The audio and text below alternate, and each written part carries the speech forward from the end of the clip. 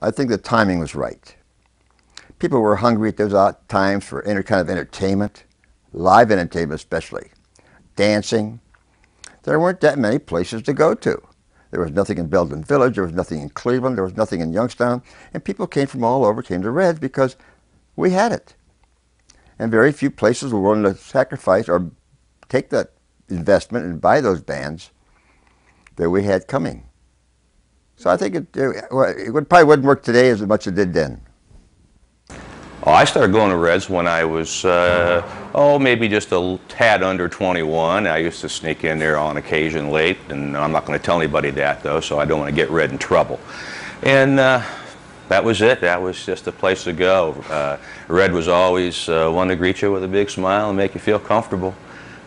I started going to Reds probably in the late 60s. I wasn't quite 21 yet. I was working at the bowling center down the street at Colonial Village, and everybody that hung around Colonial in the lounge would go to Reds. I mean, that was just the place to go in the late 60s and the era.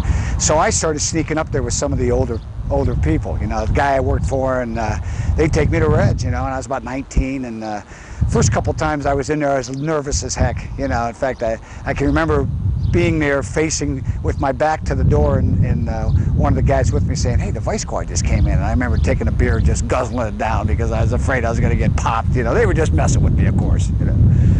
You know, he always treated you like you were somebody.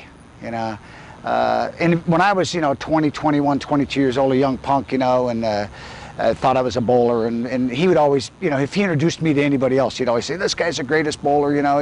But he always treated you like $1,000,000.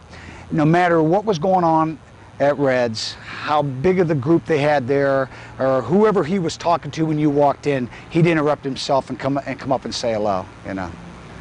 What was so special about Reds was, outside of the fact of Arnie, of course, was the fact that there were so many people and such a diversified crowd.